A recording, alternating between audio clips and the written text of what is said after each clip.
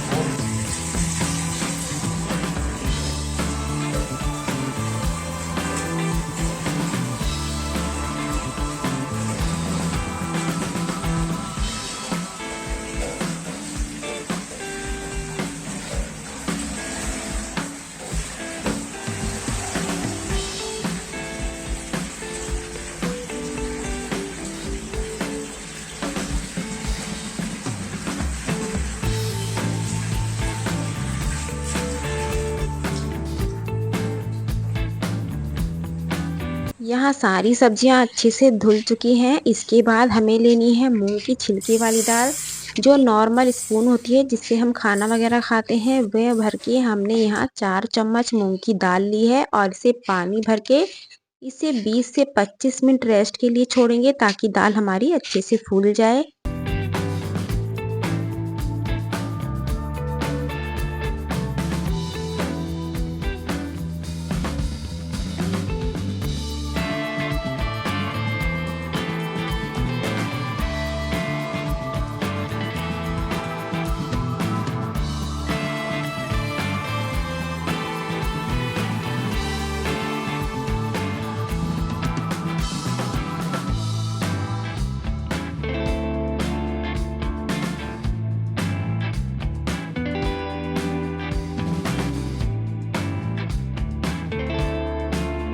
यहाँ कुकर में आधा गिलास पानी हमने गर्म होने के लिए रख दिया है और यहाँ सबसे पहले पालक काट लेते हैं। पालक को अच्छे से मैंने धो के साफ़ कर लिया है। इसमें जो पत्ता होता है थोड़ा बेकार वाला वो निकाल दिया गया है। बहुत अच्छे से इसकी सफाई कर ली है और इसे रफली काटना है, बहुत महीन नहीं काटना है।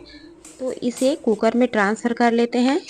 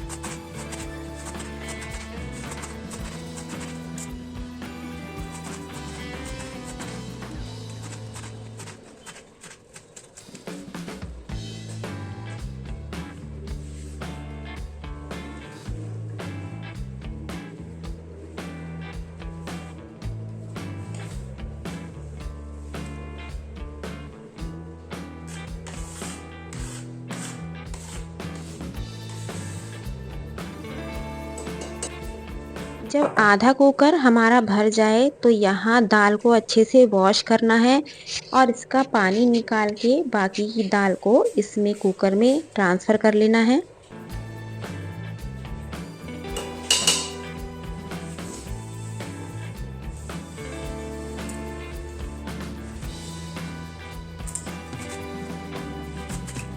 दाल को यदि साग के बीच में रखेंगे तो अच्छे से वो पक जाएगी। तो मैं यहाँ मूंग की दाल का आज साग बता रही हूँ आपको। तो बचा हुआ सरसों भी काट लेते हैं। हमें कौन सा सामान कितना लेना है वो आप थोड़ा ध्यान दीजिएगा। 1 किलो मैंने यहाँ सरसों ली है। 250 ग्राम पालक लिया है। 250 ग्राम बथुआ लिया है, मतलब कि एक जो नॉर्मल गड्डी होती है बथुए की वो आप ले सकते हैं। और इसमें जो मेथी हमें लेनी है वो बहुत कम लेनी है, सबसे कम हमें मेथी लेनी है। और जितनी मेथी ली है उससे थोड़ा बहुत ज़्यादा आप चने का साग ले सकते हैं। और चने के साग को हमें कैसे यूज़ करना है, किस तरीके से उसको कट करना है वो भी मैं अभी आपको बताऊंगी। फिलहाल यहाँ बथुआ काट लेते हैं। और जो साग की डंडी होती है, सरसों हो या बथुआ हो या मेथी हो, बहुत ज़्यादा डंडियाँ हमें फेंकनी नहीं है, क्योंकि डंडियों में जो स्वाद होता है वो पत्ते में नहीं होगा। ऐसा नहीं है कि हमें एक एक पत्ता साफ करके साग बनाना है। साग बनाते टाइम इस बात का बहुत ध्यान रखिएगा, जो डंडी होती है, क्योंकि जो मैं साग बना रही हूँ इसकी सारी ही डंडी सरसों की मेथी की बहुत फ्रेश है, ये बिल्कुल ताज़ा है। तो इसकी डंडी लेने में कोई दिक्कत नहीं है। यदि सरसों की डंडी हार्ड है तब आप उसे काट के फेंक सकते हैं। तो जितना मैं ये सामान काट रही हूँ ये सारा गाय को चला जाएगा।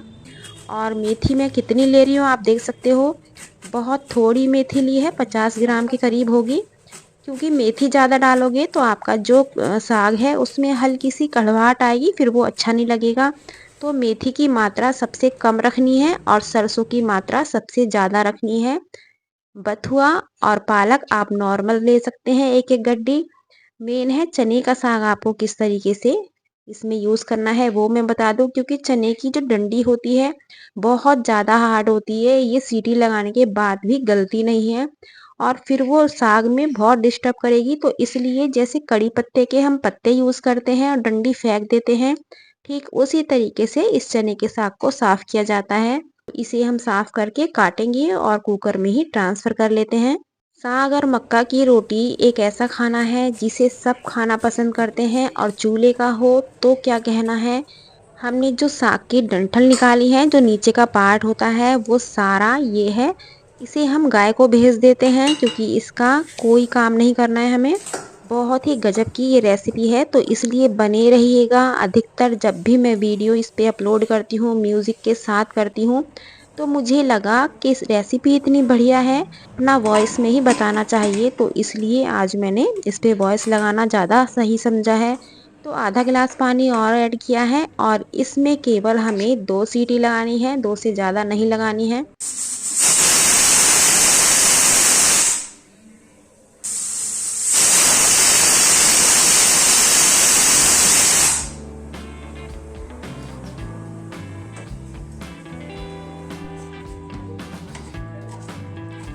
यहाँ 2 से 3 हरी मिर्च, थोड़ा 1 इंच के करीब मैंने अदरक लिया है, इसे रफली काट लेते हैं और किसी इमाम दस्ते में कूट लेते हैं। आप चाहो तो अदरक को ग्रेट भी कर सकते हैं। तो फिलहाल मैं इसे कूट लेती हूँ।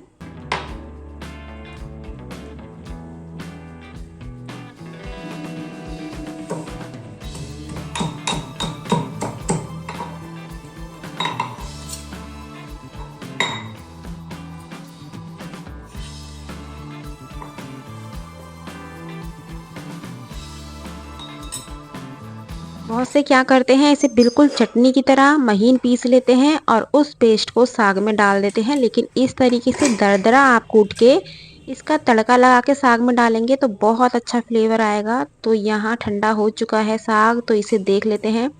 पानी का इसमें हमें स्टार्टिंग में ज़्यादा यूज़ नहीं करना है, केवल मैंने आधा गिलास कर करके 2 बार डाला है। तो टोटल मिला के 1 गिलास पानी मैंने इसमें ऐड किया था, क्योंकि दाल भी डाली थी तो उसके अकॉर्डिंग पानी इसलिए 1 गिलास लिया है। यदि दाल नहीं डालेंगे तो आधा गिलास में भी आपका काम चल जाएगा। तो इसे अच्छे से मिक्स कर लेते हैं और किसी भी घोटे से या रई से, या आपको इसमें आलकस आता है या इतना टाइम नहीं आया है तो आप मिक्सी में भी इसको थोड़ा दरदरा पीस सकते हैं। और पीसेंगे कौन से जार में, जिसमें मैंगो शेक वगैरह बनाते हैं उसमें आप इसे हल्का हल्का करके पीसिएगा। तो ये फ़िलहाल मेरा देखिएगा कितना बढ़िया से घुटा है, क्योंकि दाल पड़ी हुई है। पानी इसमें कम इसलिए डाला है क्योंकि यदि ज़्यादा पानी होगा तो घुटना में बहुत दिक्कत होगी, इतना बढ़िया से नहीं घुटेगा। इस टाइम मैंने यहाँ लिया है 2 से ढाई चम्मच मक्का का आटा और इसे भी अच्छे से मिक्स कर लेते हैं।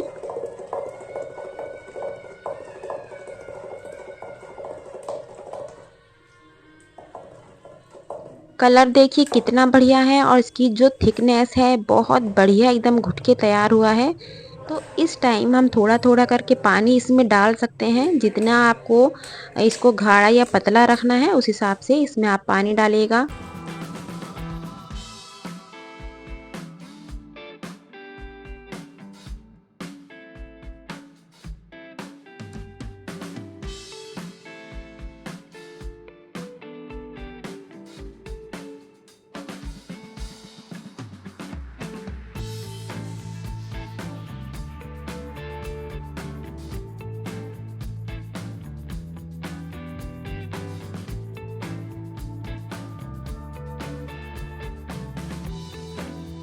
यहाँ लिया है सरसों का तेल। जब तेल अच्छे से पक जाए तो उसमें जीरा, थोड़ा सा हींग और जो हमने अदरक और मिर्ची कूटी थी उसे यहाँ ऐड कर लेते हैं।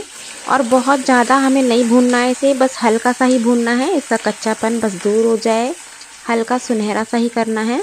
यदि आप लहसुन खाना पसंद करते हैं तो अदरक के साथ लहसुन भी इसमें ऐड कर सकते हैं, लाल मिर्च पाउडर। और इसे साग में तड़का लगा लेते हैं।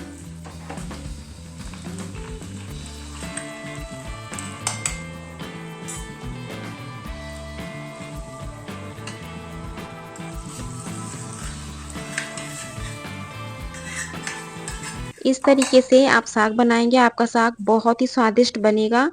और इसे आप 3 से 4 दिन तक स्टोर करके भी रख सकते हैं। और इस टाइम आपको नमक यूज़ करना है। उबालने में आपको नमक बिल्कुल नहीं लेना है, क्योंकि इस टाइम हमें आइडिया हो जाता है कि हमारा उबलने के बाद, घुटने के बाद साग की जो क्वांटिटी है वो कितनी है।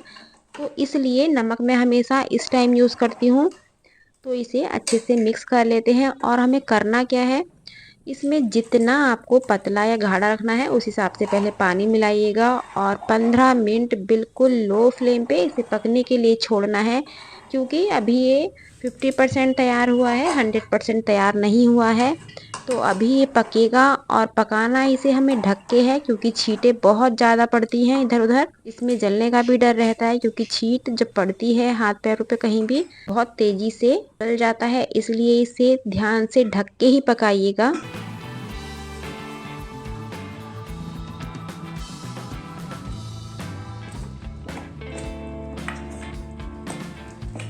तो यहाँ 5 से 6 मिनट हो गए हैं पकते हुए। एक बार चला लेते हैं। इसकी जो पहचान होती है साग की वो मैं आपको बता दूं। जैसे आप कलछी में भर के नीचे डालेंगे और कलछी आपकी यदि ट्रांसपेरेंट दिखाई दे रही है तो आप समझ जाइए कि साग अभी और पकेगा, अभी अच्छे से नहीं पका है। यदि कलछी आपकी अच्छे से साग में सन जाती है, उसमें जो नीचे से ट्रांसपेरेंसी नहीं दिखाई देती है, तो आप समझ जाइए साग आपका पक चुका है। तो इसे अभी हमें और पकने के लिए छोड़ना है।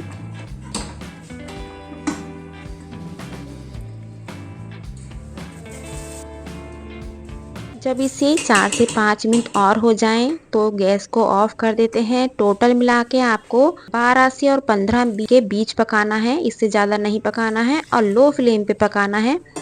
तो यहाँ मक्का का आटा हम तैयार कर लेते हैं, क्योंकि जब सरसों का साग बना है तो मक्का की रोटी भी साथ में होनी चाहिए। तो आटा मैंने आपको पहले भी वीडियो में बताया है। बिल्कुल थोड़ा थोड़ा पानी डाल के इसको हथेली की हेल्प से रगड़ते हुए बढ़िया से तैयार करना है।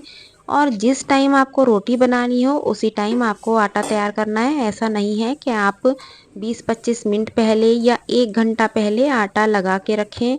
तो मक्का का आटा हैंड टू हैंड तैयार किया जाता है। थोड़ा थोड़ा पानी मिलाएंगे और इसे मसलते जाएंगे और सॉफ्ट करते जाएंगे।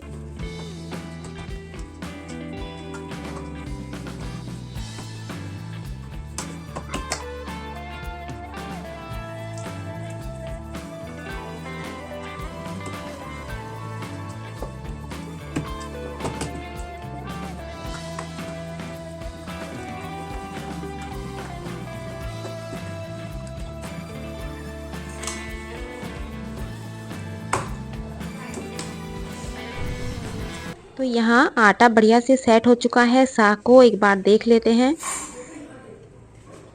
ये देखिए कितनी छींटें आती हैं। तो इसलिए हमेशा ढक के पकाएं, बिना ढके साग को मत पकाइएगा।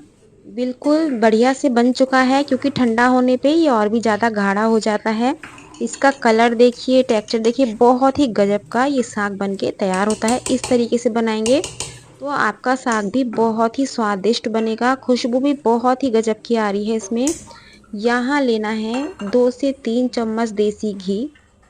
जितनी देर में घी गर्म होता है उतनी देर में आप एक प्यारा सा कमेंट्स कर सकते हैं कि आप मेरा वीडियो कहाँ से देख रहे हैं और आपको मेरा वीडियो कैसा लगता है। यदि चैनल पे पहली बार आए हैं तो सब्सक्राइब करना बिल्कुल भी मत भूलिएगा।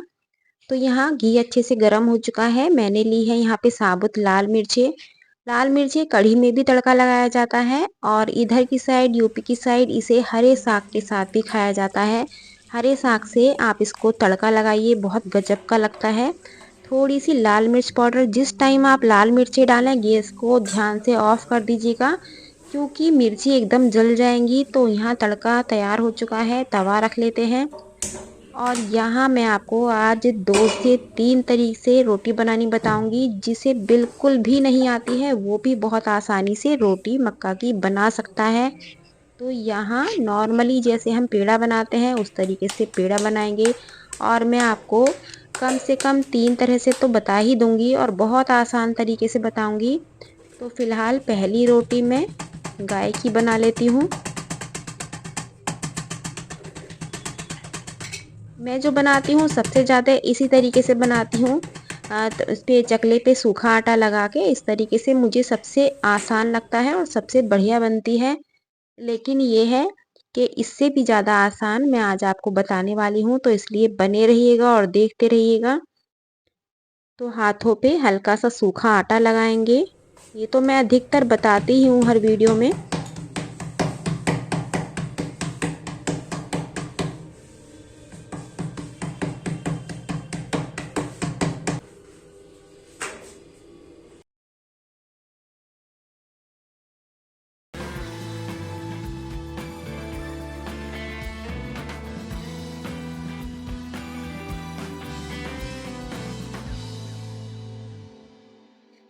तो यहाँ गाय की रोटी मेरी तैयार हो चुकी है। तो इसे अभी हम साइड में रख देते हैं।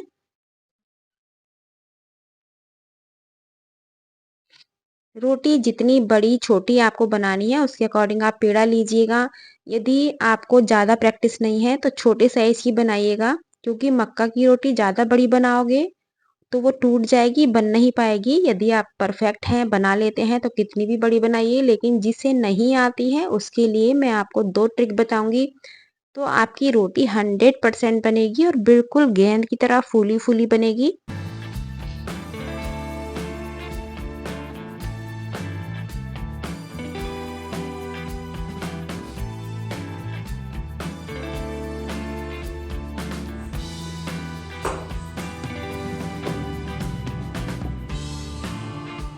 हमेशा मक्का की रोटी हो या बाजरे की रोटी हो, इसे इस तरीके से खड़ा करके बहुत बढ़िया से सेकना है।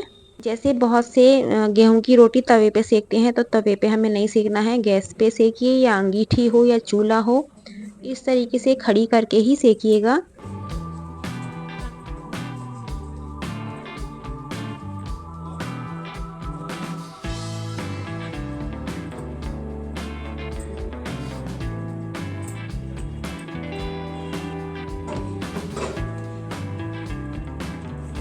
ये बनके तैयार होगी मक्का की रोटी। तो आप देख सकते हैं बिल्कुल फर्स्ट क्लास है, फूली फूली एकदम बढ़िया है। तो बहुत ही स्वादिष्ट ये रोटी बनती है। तो आगे चलिए बता देती हूँ किस तरीके से आपको बनानी है रोटी। पेड़ा लेना है नॉर्मल, बहुत ज़्यादा ना बड़ा लेना है ना बहुत ज़्यादा छोटा लेना है। और ये रोटी हमेशा थोड़ी मोटी बनाई जाती है, मक्का की रोटी हो या बाजरे की, हल्की सी मोटी बनाइएगा। गेहूं की रोटी की तरह इसे नहीं बनाया जाता है। हल्का सा नीचे सूखा आटा लगाएंगे और कोई भी पॉलीथीन वगैरह हो, वनस्पति घी की हो, चाय की पत्ती का कोई भी हो, कोई भी पन्नी आप ले सकते हो। और नीचे से या तो आप थाली ले लीजिएगा या मेरे पास ये भगोना है, नीचे से फ्लैट होना चाहिए और थोड़ा वजनी होना चाहिए। तो इस तरीके से आप दबाएंगे तो रोटी आपकी फर्स्ट क्लास बनेगी। इसे बनाते टाइम आपको केवल एक बात का ध्यान रखना है कि चकले पे जो सूखा आटा होगा वो आपको थोड़ा ज़्यादा लेना है और बाद में इसको झाड़ देते हैं, क्योंकि यदि कम आटा लगाओगे तो ये चकले से चिपक जाएगी, फिर टूट जाएगी और हटेगी नहीं। तो इसलिए थोड़ा एक्स्ट्रा सूखा आटा लगा के ही भगोने से या प्लेट से दबाइएगा तो आपकी रोटी फर्स्ट क्लास बनेगी। ये देखिए कितनी बढ़िया से फूल रही हैं। अभी आगे और भी ज़्यादा इजी बताने वाली हूँ, तो इसलिए बने ज़रूर रहिएगा और लास्ट में देखिएगा साग की जो प्रेजेंटेशन है वो देखिएगा, उसका देखते ही आपका मन करेगा खाने के लिए। और साग किस किस को पसंद है ये भी कमेंट्स में बताइएगा। तो यहाँ दूसरी या तीसरी रोटी मेरी बन चुकी है।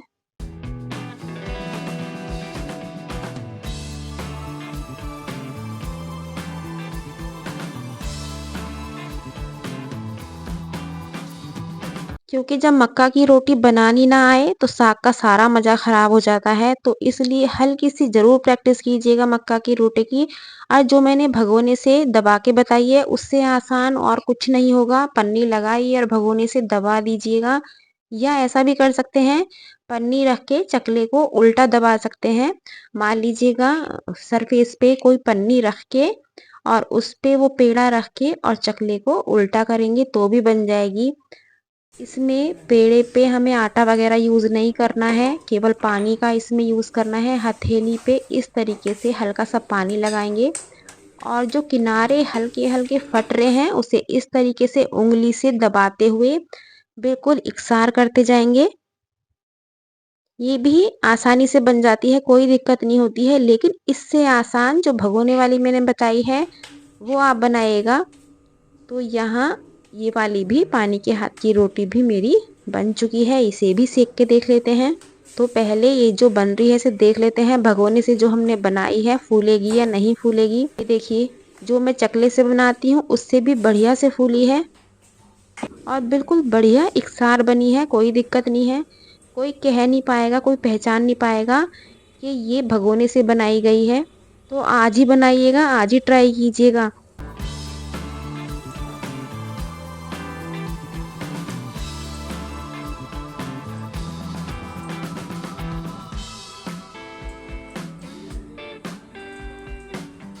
ये देखिए बढ़िया से सिकी है। इस पे देसी घी लगा लेते हैं, आपको मक्खन पसंद है तो मक्खन के साथ इसे एंजॉय कर सकते हैं। ये देखिए बिल्कुल बढ़िया है, एकदम फूल के तैयार हुई है। जो हमने पानी के हाथ की रोटी बनाई है वो हल्की सी तवे पे यदि चिपके तो उसमें टेंशन लेने की ज़रूरत नहीं है, वो आसानी से हट जाती है, क्योंकि पानी के हाथ की है तो वो थोड़ा कभी कभी चिपक जाती है। तो उसे चिमटे से या पलटे से थोड़ा हटाएंगे तो वो आराम से हट जाएगी।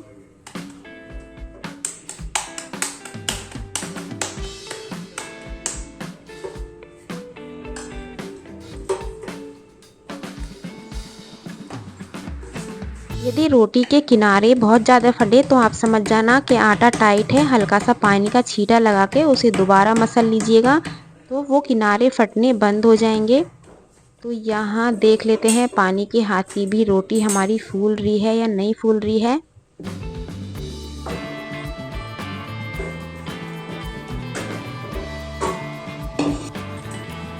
यदि बाई चांस नहीं भी फूल रही है तो मेन है, आपको तरसने की ज़रूरत नहीं है कि हमें मक्का की रोटी बनानी नहीं आती, हमें कौन खिलाएगा, हम कहाँ जाएँ, किसके हाथ की रोटी खाएँ, तो वो कंडीशन आपकी ख़त्म हो जाएगी इस तरीके से बना के। तो चलिए प्लेटिंग भी कर लेते हैं और देखते हैं कि कितना गजब का साग बना है। यदि आप पनीर डाल के खाएंगे इस पे तो और भी ज़्यादा स्वादिष्ट लगेगा। पनीर को हमेशा ऊपर से डालें। साग में यदि मिलाने की कोशिश करोगे तो जब भी साग चलाओगे पनीर उसमें सॉफ्ट हो जाएगा गरमाई से और वो सारा पनीर साग के साथ ही घुट जाएगा। तो इसलिए पनीर को हमेशा जब सर्व करें तभी डालें। तो यहाँ साग भी आ चुका है, मट्ठा साथ में और गुड़। तो ये आ गई आपकी पूरी देसी थाली तैयार। तो किस किस को ये खाना पसंद है, आप जब प्लेलिस्ट में जाएंगे तो साग की और भी ज़्यादा रेसिपी हैं, तो सभी सारी अलग अलग तरीके से बनाई गई हैं, आप उन्हें भी चेकआउट कर सकते हैं। यदि आप चैनल पे पहली बार आए हैं तो सब्सक्राइब करना बिल्कुल मत भूलिएगा। कल फिर मिलती हूँ एक नई रेसिपी के साथ। Thank you.